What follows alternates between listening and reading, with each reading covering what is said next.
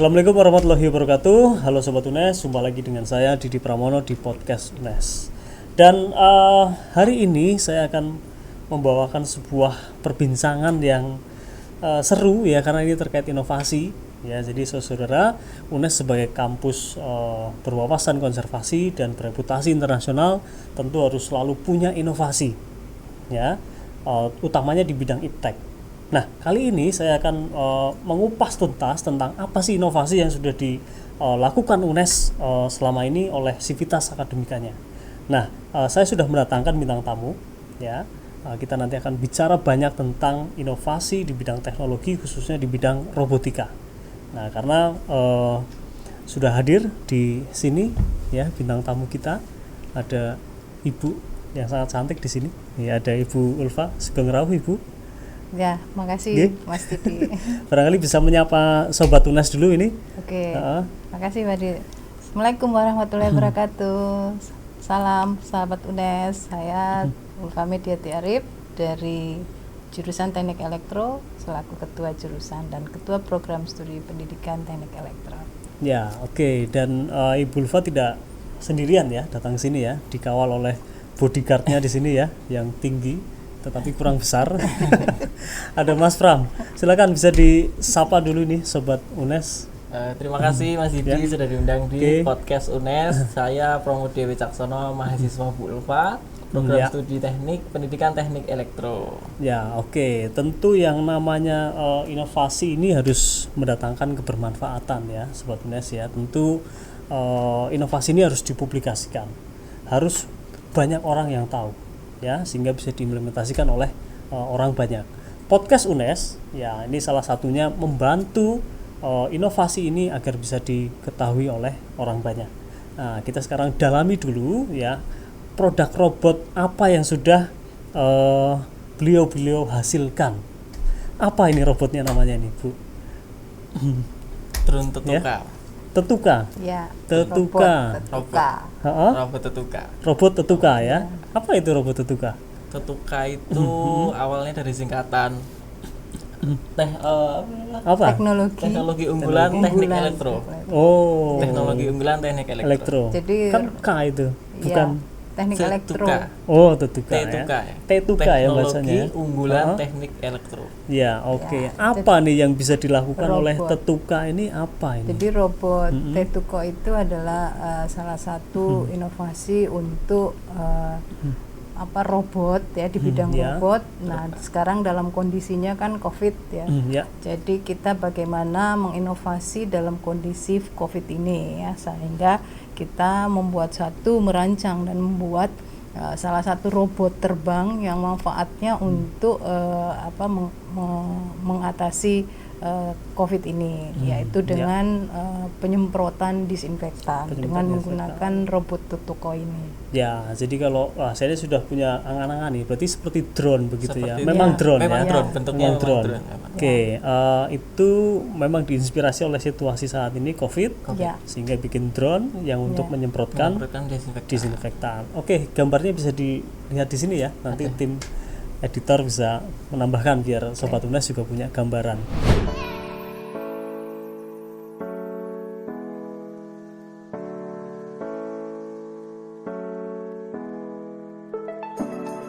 Tetuka atau teknologi unggulan teknik elektro.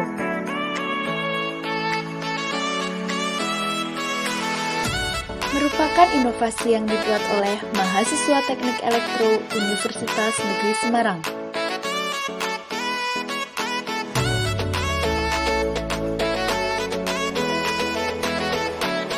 Inovasi ini berupa drone multifungsi yang dilengkapi dengan teknologi terkini.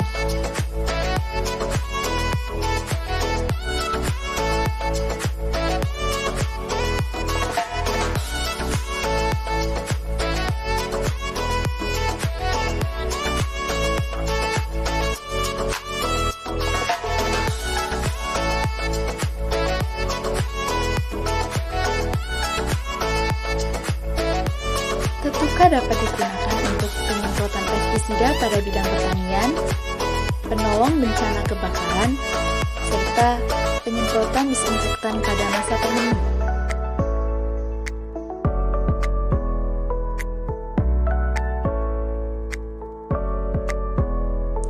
Frame pada Tetuka berukuran 1,5 meter dengan panjang baling-baling mencapai 2 meter saat dibentangkan.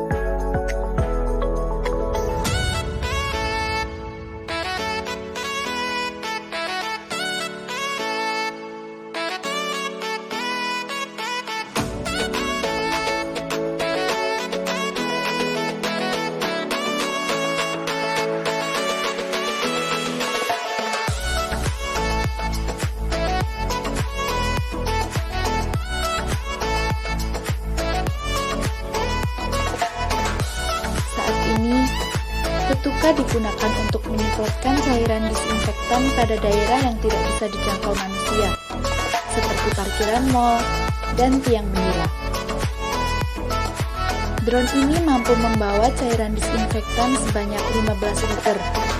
Jangkauan penyemprotan dengan menggunakan drone ini juga mencapai 2 hektar persegi. Tetuka mampu terbang selama 12 menit dengan beban yang dibawa 15 kilo. Drone Tetuka dioperasikan menggunakan manual remote maupun full auto ground station.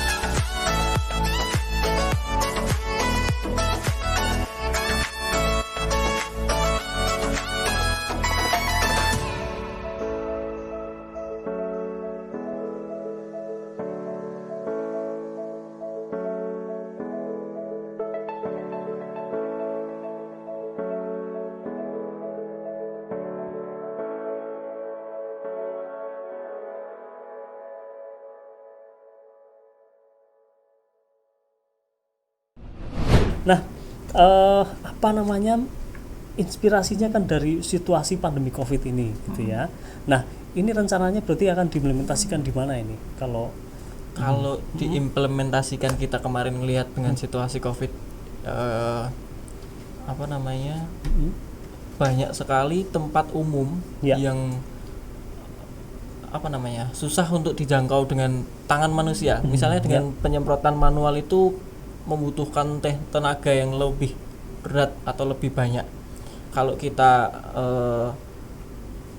pikirkan, kalau kita inovasikan, kita buat rancang sebuah drone yang bisa menyemprotkan tempat umum yang luas dengan cara yang cepat, efisien, ramah, efektif, gitu ya. Ya. Betul. Berarti karena ini drone tidak semua orang bisa mengoperasionalkan ya. Iya, jadi robot ini kan memang kita lihat dalam situasi pandemi gini ya. Salah satunya penggunaan disinfektan. Ya. Disinfektan itu kan bisa dimanfaatkan di benda-benda ya.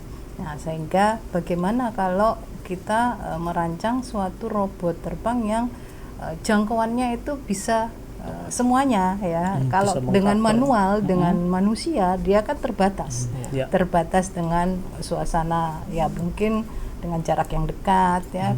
Kalau dengan adanya inovasi, kita punya kelompok bidang-bidang elektronika ini yang mahasiswa kami jago-jago dalam bidang elektronika ini, dan kendali, sehingga kita membangkitkan semangat dan kita berinovasi untuk bagaimana berperan dalam mengatasi kondisi pandemi ini ya. Salah satunya yaitu disinfektan yang bisa disemprotkan di setiap tempat yang susah dijangkau oleh manusia.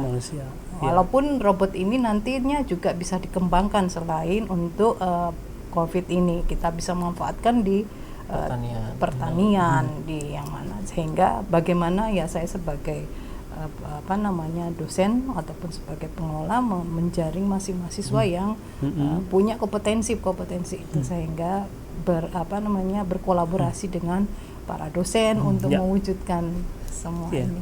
Ya, menarik sekali ya. Berarti memang kalau dengan drone kita bisa menghemat tenaga. Kita bisa menjangkau tempat yang tinggi terutama ya. Tinggi terutama. Ya, apalagi Luas. kalau seperti saya tugas penyemprotnya pendek nggak nyampe gitu. Lebih luas lagi ya. Misalkan untuk area wisata yang luas. Parkiran misalnya. Parkiran, sekolah ya, tempat-tempat yang gedung-gedung tinggi gitu ya. Ya betul-betul kalau orang harus naik dulu agak repot ya, nyemprot macam-macam. Ya ini inovasi juga, luar biasa. Apa namanya kalau manusia itu kan bisa terkena infektannya sendiri dan itu kan pasti kita berbahaya juga ya. Iritasi itu juga kan, ya. Jadi itu salah satunya juga kita perhitungkan di situ. Ya, luar biasa ini inovasinya Sobat UNES ya. Mantap, kita ulik lebih dalam lagi yuk. Nah, terkait robot ini buat dari nol atau bagaimana ini? Full kita bikin dari nol, Ya. kita rancang dari desainnya, kita diskusi dulu, kita lihat literasi dari yang lain-lain, kita kumpulkan jurnal-jurnalnya, kemudian kita implementasikan secara realnya. Jadi kita bahan semua kita pilih, kita beli sendiri, kita potong sendiri, kita las sendiri, kita oprek sendiri. Jadi full itu kita nggak ada pabrik itu, bahkan kita nggak ada, kita full kita bikin sendiri semua. Jadi mulai dari rancangan nol ya. Saya kira ini drone kita beli lalu kemudian kita enggak ya. Mungkin kalau bahan lah kita beli, misalnya motor atau flight control komponen itu kita beli. Kita beli. Kalau full frame-nya itu kita semuanya desain sendiri. Kita desain sendiri, kita rancang sendiri. Iya, apakah ini program ini juga bagian dari program penelitian Ibu dengan teman-teman mahasiswa? Jadi robot terbang ini adalah penelitian payung sebenarnya dengan mahasiswa ya. Jadi kami dosen kan diwajibkan penelitian bagaimana menggabungkan dengan mahasiswa sebagai skripsi ya, sehingga ini nantinya akan dijadikan salah satu skripsi untuk mahasiswa, walaupun dalam pewujudan robot terbang atau drone ini terlibat ada beberapa mahasiswa, sehingga kita bagi beberapa topik-topik yang bisa diarahkan menjadi suatu topik skripsi. Jadi ini adalah penelitian payung dari dosen. Payung ya Bu ya. Berarti tentu juga sudah dipublikasikan dong ide ini ya. Alhamdulillah kemarin sudah kita dalam konferensi internasional itu kami ada 2 artikel yang kita bisa wujudkan dalam robot terbang ini. Ya, ini Sobat UNES juga kalau mau tahu detailnya bisa dibaca ya artikel di Proceeding Internasional. Nah, kita lanjut ngoprek tentang apa itu tadi namanya? Tutukannya itu ya. Multifungsi. Iya, multifungsi. Kalau tadi disebutkan bahwa untuk sawah bisa. Kita ke depannya setelah pandemi ini selesai, kita implementasikan ke sebenarnya basicnya itu di agricultural drone. Jadi dia membawa tangki untuk menyemprot area persawahan. Karena pandemi kita ubah, kita desain ulang untuk menyemprot di disinfektan. Berapa liter itu kekuatan drone itu untuk mengangkat? Kekuatan ini maksimal kita di 10 liter. 10 liter ya? 10 liter itu bisa untuk menyemprot 1 hektar. 1 hektar? 1 hektar. Wah, luar biasa ini ya teman-teman semua ya. Jadi satu kampung ya, kalau memang satu RT kita lah disemprot bisa ya. Dalam waktu 15 menit. 15 menit. Cukup oleh satu orang. Cukup oleh satu orang. Ya, ini luar biasa ini. Nggak perlu melibatkan banyak orang satu RT untuk nyemprot gitu ya. Cukup satu orang yang punya skill. Orang kita terbangkan. Bahkan kita bisa otomatis Mas. Kita bisa waypoint, kita otomatis kita terbangkan, dia terbang sendiri, sudah kita selesai. Nah ini tambah praktis lagi. Tapi tentunya harus GPS-nya harus mungkin kita butuh tempat-tempat yang agak terbuka. Misalnya kalau kita gedung terlalu rapat itu kadang GPS suka kompasnya suka terganggu. Mungkin kalau di persawahan desa kayak gitu kan belum ada gedung-gedung, belum ada tower sinyal yang tinggi, itu kita masih mampu. Oh iya, luar biasa. Nah, apakah ini juga sudah diproduksi massal ini Mas sama Ibu ini sebenarnya kalau kita mau disebut produksi massal ya tentunya kita harus hak patenkan dulu ya. Jadi ini untuk sementara kita proses untuk hak paten.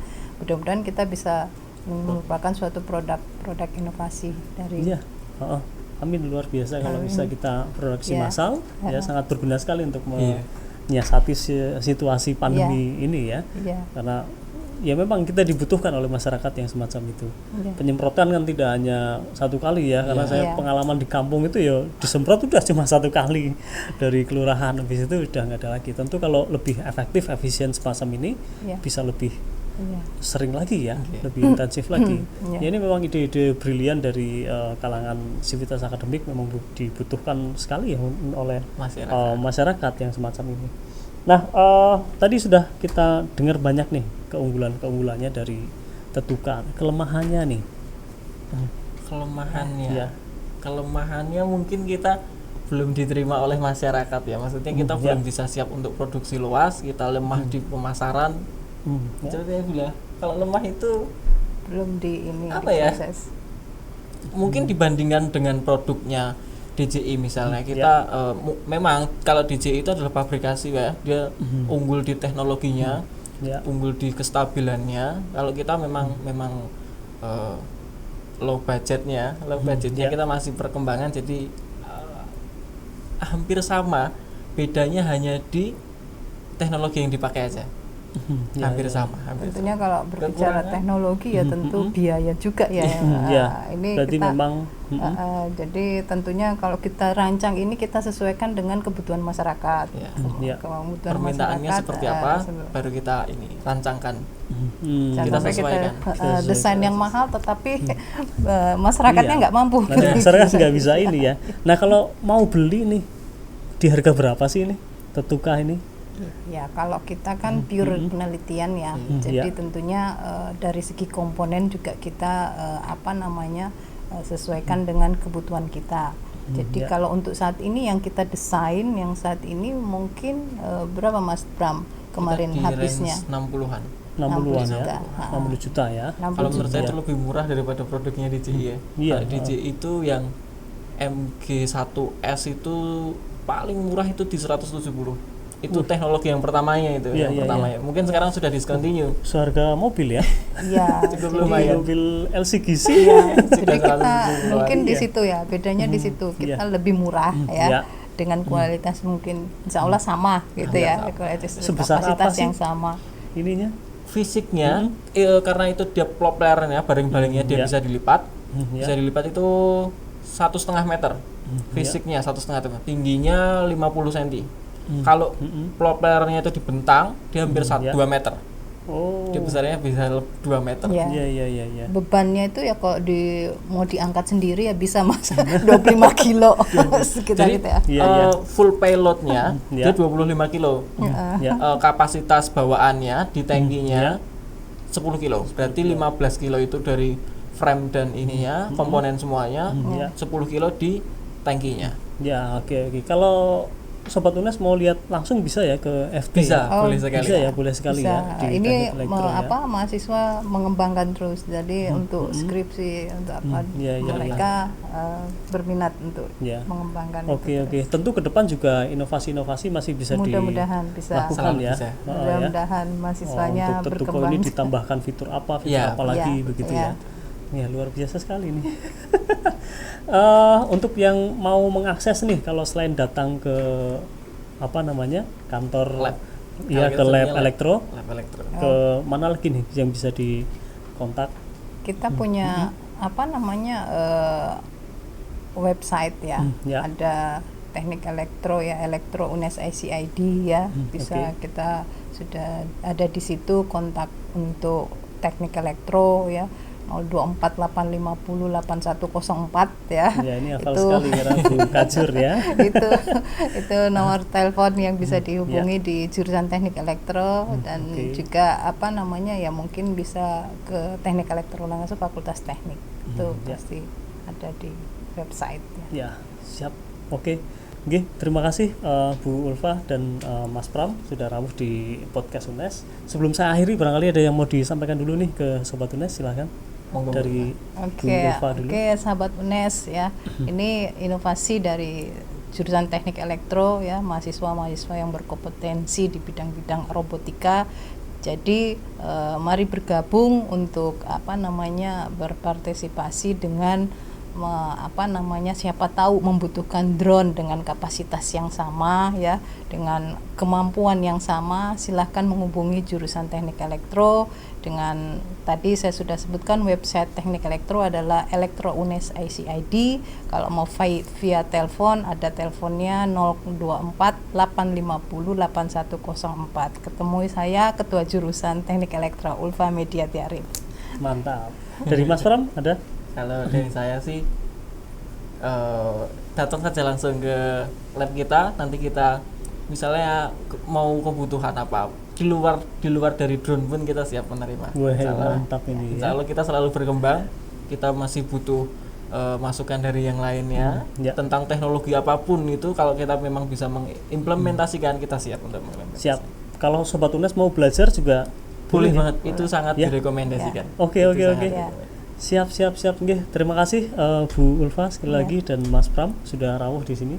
Terima kasih waktunya dan ilmunya yang bermanfaat untuk Sobat UNES yang mendengarkan ini.